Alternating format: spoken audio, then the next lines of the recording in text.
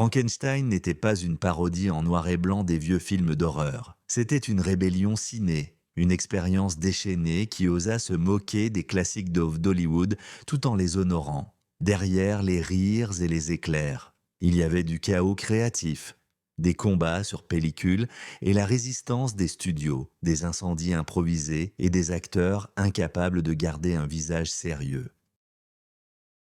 Vous êtes sur le point de découvrir 20 faits étranges sur les secrets de Frankenstein Jr., impliquant des décors cassés, des luttes contre la censure et une blague emblématique qui coûte 20 000 $.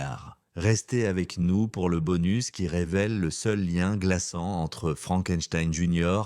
et une tragédie réelle. Commençons et n'oubliez pas d'apporter votre sens de l'humour et peut-être une fourche. Mel Brooks ne voulait pas le diriger. Ce n'était pas l'ego, c'était l'instinct. Mel Brooks a d'abord refusé de diriger Young Frankenstein. Pourquoi? Il ne pensait pas être l'homme qu'il fallait pour le poste. Lorsque Gene Wilder a présenté le concept pendant le tournage de Blazing Saddles, et pas des moindres. Brooks aimait l'idée, mais il estimait que le film avait besoin d'une voix de réalisateur nouvelle, quelqu'un capable de rendre hommage véritablement aux classiques universels du monstre.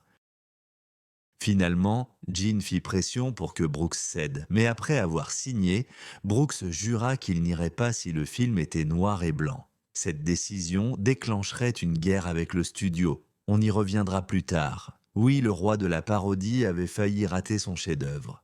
Ce n'était pas de la confiance, seulement la créativité. Attention, mais parfois les meilleures décisions viennent de nos hésitations. Deuxièmement, l'équipement du laboratoire était réel à 100%.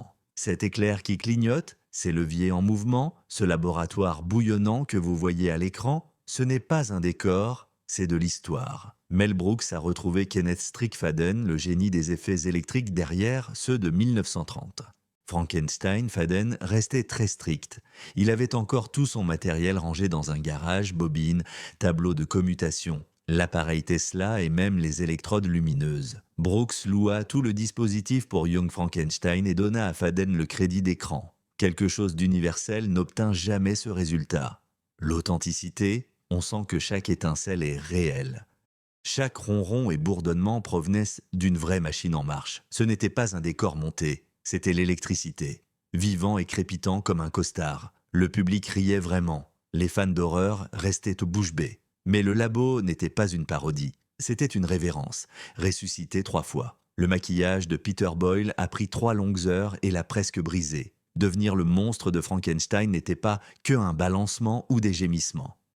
Peter Boyle passait jusqu'à 3 heures par jour dans le fauteuil de maquillage, parfois plus longtemps. Le processus exigeait de la colle sur des prothèses et des capuchons. Des heures d'aérographie servaient à obtenir cette pâleur sinistre.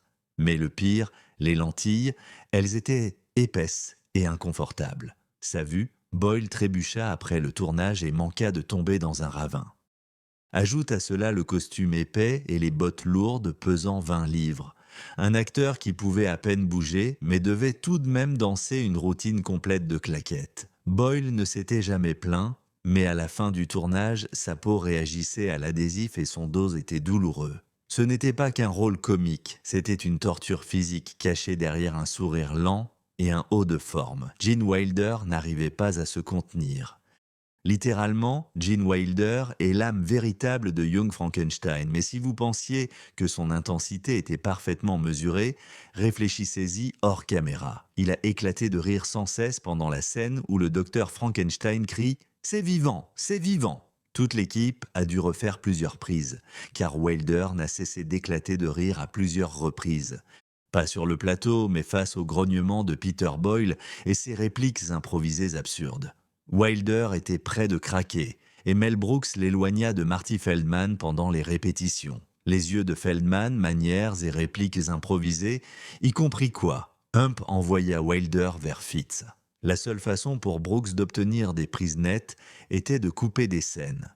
S'il ne pouvait pas se maîtriser, la menace a fonctionné, mais à peine. Le génie de Gene s'accompagnait de rires incessants. 5. Le gag du cheval Winnie coûte 20 000 $. À chaque fois que quelqu'un dit FRA, voici bien un cheval. Winnie est terrifié. C'est l'un des gags récurrents les plus emblématiques du film, Mais c'était aussi l'un des plus coûteux. L'équipe du son utilisait à l'origine des Winnies, des chevaux de stock, mais Brooks les détestait. Ils n'ont pas froncé les sourcils par peur, selon lui. Alors le studio fit appel à un designer du son pour enregistrer des sons de cheval terrifiés, avec des cris et des effets vocaux déformés. Le gag, qui ne dure que quelques secondes par scène, a coûté 20 000 $ en mixage et en réenregistrement. Les dirigeants du studio hésitèrent, mais Brooks refusa de le laisser tomber. Il a dit que si les chevaux ne criaient pas de terreur, la blague mourrait. Et dans un film où chaque détail comptait, même les hennissements devaient être parfaits. 6. Marty Feldman a modifié le script avec une bosse. Marty Feldman n'a pas seulement joué Iger, il l'a réécrit sur le vif. Le gag le plus fameux. La bosse qui bouge n'avait jamais figuré dans le scénario. Feldman a commencé à bouger la bosse d'une épaule à l'autre entre les prises, pour plaisanter, quand personne n'a rien dit. Il a continué à le faire. Finalement, Mel Brooks l'a remarqué et a demandé s'il jouait avec la continuité. Feldman sourit et dit « Quoi, la bosse ? Cette blague est devenue canon. Ce n'était pas répété, ce n'était pas approuvé, mais cela a si bien fonctionné. » Brooks l'a laissé dans le film. L'improvisation de Feldman a transformé un petit rôle secondaire en élément comique central. Non seulement un compagnon, mais un gremlin du chaos, dont la plus grande farce était une erreur que personne n'avait vue avant qu'il ne soit trop tard pour corriger. 7. Le studio s'est battu bec et ongles contre le noir et blanc. Mel Brooks était formel. Frankenstein Jr. devait être noir et blanc. Le studio a dit « absolument non ». En 1974, le noir et blanc était mis à l'écart. Ces hauts cadres plaidèrent et offrirent un plus de budget. Si Brooks acceptait de tourner en couleur, puis désaturer, refusa. Il alla jusqu'à quitter. Il croyait que le noir et blanc était essentiel pour évoquer les films d'horreur des années 30. Il ne s'agissait pas de nostalgie, mais bel et bien de ce ton précis et particulier. Finalement, le studio a cédé, mais seulement après que Brooks ait promis, sans autre promesse, de ne pas en faire une coutume. Ironiquement, l'aspect noir et blanc est devenu l'une des caractéristiques les plus appréciées du film. Et non pas un compromis. Vision 8, vraiment. La scène où le monstre chante Put on the Ritz avait failli être coupée. Ça a failli arriver. Mel Brooks pensait que la scène était ridicule et gâcherait le ton. Gene Wilder s'est battu bec et ongles pour cela, insistant que l'absurdité était ce dont le film avait besoin. Il a écrit de longues lettres, plaidé, menacé de quitter. Finalement, Brooks a cédé et tourné la scène. Il resta sceptique lorsque le public a vu le monstre déambuler sur scène en smoking et que, s'empressant de mettre le bon costume. Le théâtre a explosé de rire. La scène est devenue légendaire, pas slapstick. Surréaliste et génial, tout reposait sur le refus d'un seul acteur de laisser mourir une plaisanterie musicale. Cloris Leachman l'a joué avec une gravité mortelle. Pendant que tout le monde penchait vers l'absurdité, Cloris Leachman, fer à bloqueur elle-même, a joué son rôle comme une tragédie shakespearienne. Leachman croyait que la comédie venait du contraste. Elle n'a jamais esquissé un sourire. Elle n'a jamais cligné des yeux au public. Elle donnait 100% d'intensité dramatique à chaque réplique, même quand elle versait du brandy pour calmer les nerfs.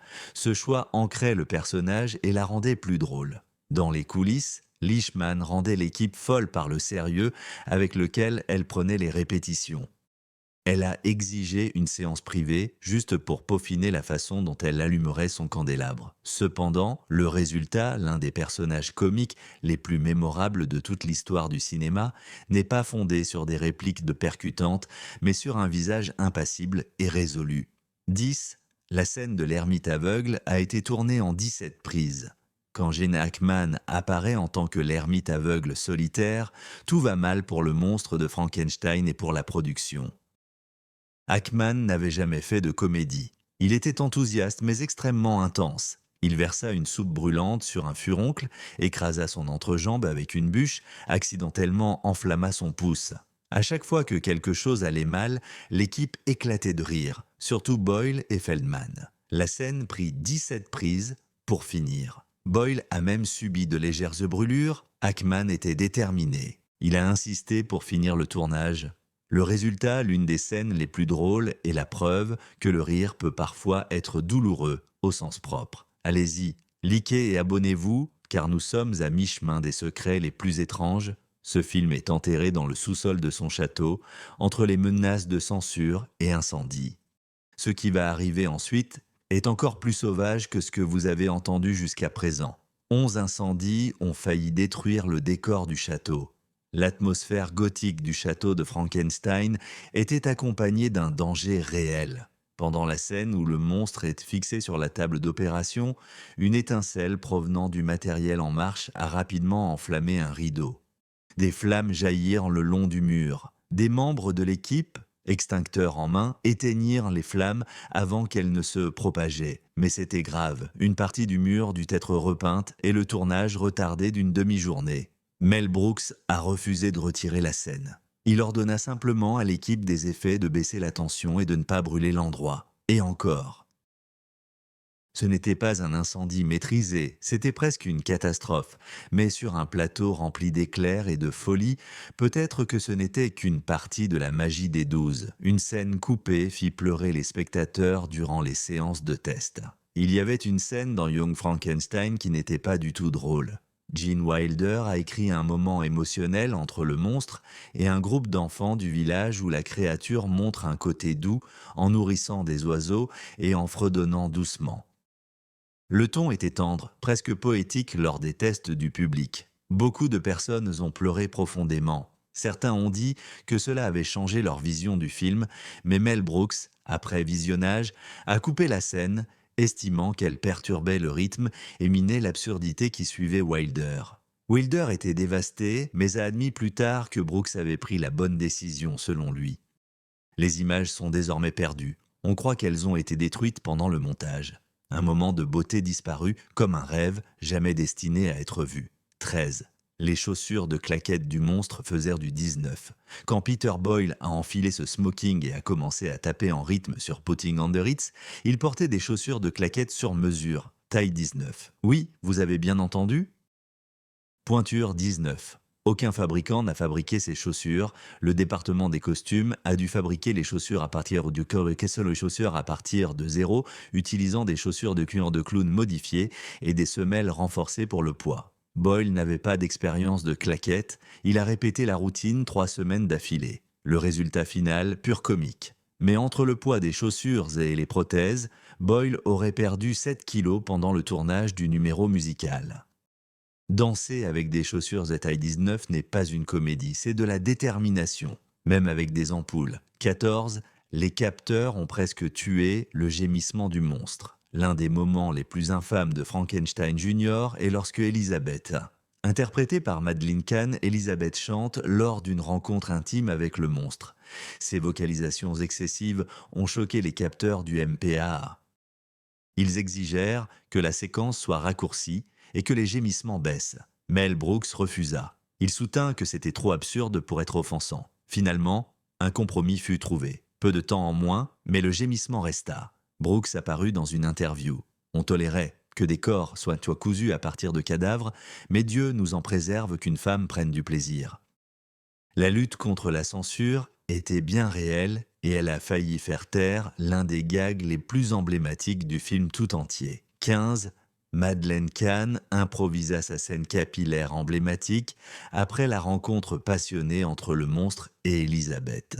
Ses cheveux ont été coiffés dans le style Shockwave de la mariée de Frankenstein. Ce moment n'était pas dans le scénario. Madeleine Kahn l'improvisa. Elle est arrivée sur le plateau avec une perruque blanche et a demandé « Peut-on tourner une scène où je sors ainsi ?» Brooks a tellement ri.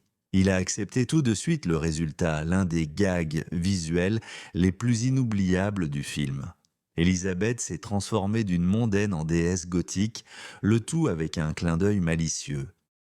La capacité de Kahn à déchiffrer le rythme comique d'une scène la rendait irremplaçable. Cette coiffure n'était pas une plaisanterie, c'était Crown 16. Le scénario a été rédigé en seulement 3 semaines. On pourrait penser qu'un script aussi sophistiqué demanderait des mois pour être écrit, mais Gene Wilder et Mel Brooks ont pondu la première version en seulement 3 semaines. Ils écrivaient par impulsion, riaient, discutaient, révisaient. Tard dans la nuit, Wilder s'occupait de la structure et des rythmes. Brooks ajoutait à l'absurde. Chaque scène débattue, chaque ligne lue à haute voix. Quand ils eurent fini, ils savaient qu'ils avaient c'est quelque chose de spécial. Le brouillon était presque prêt pour la production. Même le gag sur la marche dans ce sens a été retenu sans aucun changement. Une comédie comme celle-ci peut sembler facile à l'écran, mais elle fut née d'un sprint brûlant de créativité et de caféine. 17, ils ont dû se battre pour le titre Frankenstein. 20th Century Fox ne voulait pas l'appeler Young Frankenstein. Ils ont soutenu que le titre sonnait comme une suite ou comme un film pour chatons. Des suggestions telles que Le fils de Frankenstein est fou, Le docteur aidant et Le monstre et moi ont circulé. Mel Brooks les a toutes refusées. Il a dit que Young Frankenstein donnait au film du poids et de la clarté. Ce n'était pas une parodie, c'était une suite dans la comédie d'un héritage cinématographique. Finalement, Brooks gagna le combat, mais seulement après avoir menacé de partir. Plus tard, il plaisanta que, si on m'avait forcé à l'appeler Frankenfou, j'aurais brûlé moi-même la bobine. 18. Le film a été tourné en seulement 42 jours, malgré ses décors élaborés et son design de production détaillé. Young Frankenstein a été tourné en seulement 42 jours. Cela fait exactement 6 semaines. Aucun tournage supplémentaire, aucun montage superflu. Chaque prise a été planifiée avec une précision militaire. Mel Brooks, connu pour sa spontanéité, était ici concentré sur l'efficacité. À cause de la photographie en noir et blanc, l'éclairage devait être parfait. Les scènes bloquées et répétées des heures avant le tournage. Boyle et Wilder s'entraînaient comme des acteurs. Le planning était brutal, mais donnait au film une énergie, un chaos maîtrisé qui rendait chaque instant électrique, non seulement efficace, légendaire. Le casting riait entre les prises, puis pleurait lorsque les caméras n'étaient pas en train de tourner. Le casting partageait un rythme émotionnel étrange, des rires incessants, suivis de moments de réflexion profonde et silencieuse. Gene Wilder aurait pleuré après le tournage de sa scène, submergé par le sentiment que le film était vraiment spécial. Peter Boyle décrivait le tournage comme un rêve qui savait qu'il touchait à sa fin. Plus tard, Mel Brooks dit qu'on a tant ri sur ce plateau que c'était vraiment fini. La comédie unit les gens. Young Frankenstein a construit quelque chose de profond, une famille de marginaux, de frics et de véritables génies de la comédie. Qui aurait cru qu'ils avaient fait jaillir l'éclair éblouissant? 20e, le film a été presque sorti en couleur après coup. Dans un coup étrange, des dirigeants de studio ont voulu colorier Frankenstein Jr. à sa sortie. Ils pensaient que le film pourrait être réédité en couleur pour toucher le public. Mel Brooks était furieux. Il publia une déclaration menaçant de poursuivre toute société qui modifierait la copie. Jouer noir et blanc, c'est repeindre. La Joconde, dit-il, le plan avait finalement été abandonné. Brooks s'assura que chaque tirage portait une clause inattaquable interdisant toute colorisation. Ce n'était pas de la nostalgie, c'était de l'intégrité. À ce jour, Frankenstein Jr. reste intact comme il se doit. Fait intéressant, le rugissement du monstre était basé sur de vrais cris provenant d'un établissement psychiatrique. Les rugissements monstrueux entendus durant le film n'étaient pas des sons d'archives. Ils provenaient d'un éditeur du son vraiment glaçant. Don Hall aurait utilisé des enregistrements d'archives de patients d'un hôpital psychiatrique des années 40 destinés au traumatisme de guerre. Les sons furent de monter et abaissés pour créer les grognements primordiaux de la créature. Mel Brooks était mal à l'aise, mais il l'a permis en y croyant encore. Cela donna au monstre une douleur plus profonde et plus humaine. Le résultat, un paysage sonore très inquiétant, pas purement fantastique, mais issu d'une souffrance réelle. C'est le cœur qui hante la comédie, pas de fiction, des échos de la réalité. Young Frankenstein n'a jamais été qu'un pastiche. Ce fut une résurrection respectueuse, fondée sur l'horreur classique, animée par un éclair comique et soutenue par l'amour de ses créateurs. Derrière les rires se cachent des brûlures, des effondrements et des miracles de dernière minute. Ce que le public ne savait pas, c'était à quel point il était proche de s'effondrer, combien les acteurs y tenaient et comment un film d'horreur en noir et blanc a réécrit les règles de la parodie. Si ces 21 faits étranges t'ont ramené au château, vas-y, clique sur le bouton « J'aime ». Abonne-toi pour d'autres révélations en coulisses et partage ceci avec quelqu'un qui prononce encore Frankenstein, car certains monstres se font dans des labos et d'autres dans des scripts. On se retrouve dans le prochain réel.